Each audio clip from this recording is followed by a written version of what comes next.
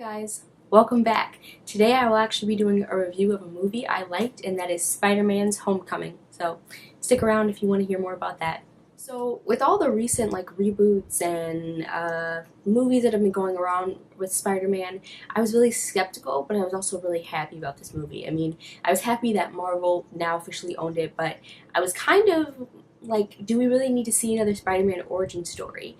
And that's kind of where I was pleasantly surprised. So the other thing I didn't really like was the fact Liz is actually really boring. Maybe not everybody else thinks that she's boring, but she's just not a great character.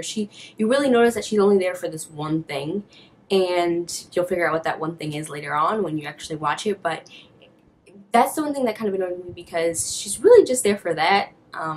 She doesn't really have much of a character development. She's nice, but she's just kind of a boring person overall, which is just the way that they wrote her. But I wish she could have been more of a interesting character, but whatever. Aside from that, the villain is a little bit lame, but he gets better. He gets much better towards the end. So the beginning it's but towards the end he's really good. So it's pretty great. And the other thing that I didn't like, the last thing, which is kind of nitpicking, so Aunt May is a lot younger in this movie and a lot more attractive, and people notice that. And so there are a lot of jokes written in about how attractive she is and stuff like that, which I get, but also at the same time I'm like, we get it. It's already awkward for us to have this young Aunt May.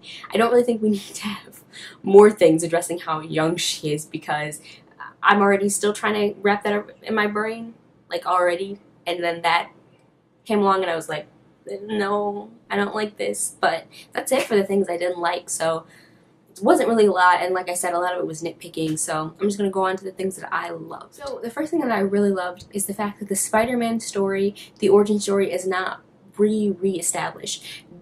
They basically wrote it as the audience knows what happens to Spider-Man, and so we're not going to tell what happens to Spider-Man. We're going to go after the fight with Captain America. I appreciated that, because I feel like we've already had 2 movies that have said what happens to Spider-Man. Everybody knows he gets bitten by a radioactive spider.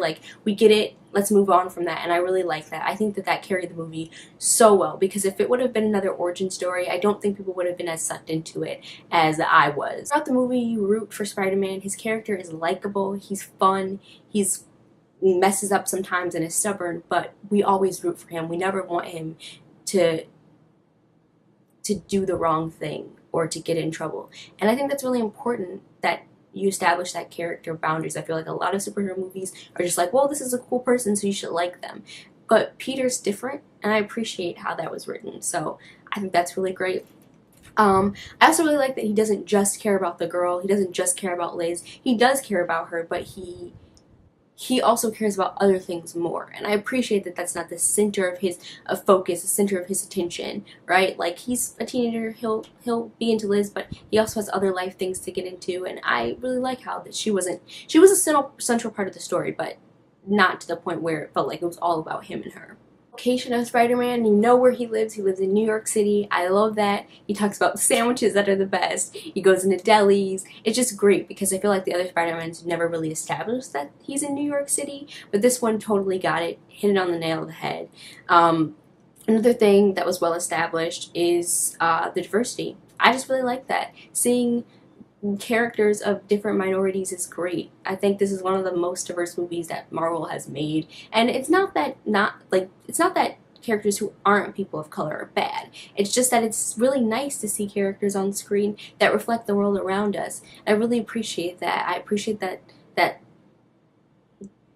they really put the time and the effort into it. And I never felt oh wow, they're just pushing diversity down my throat. It was just this is what life is like. And I really like that. So A+ for that.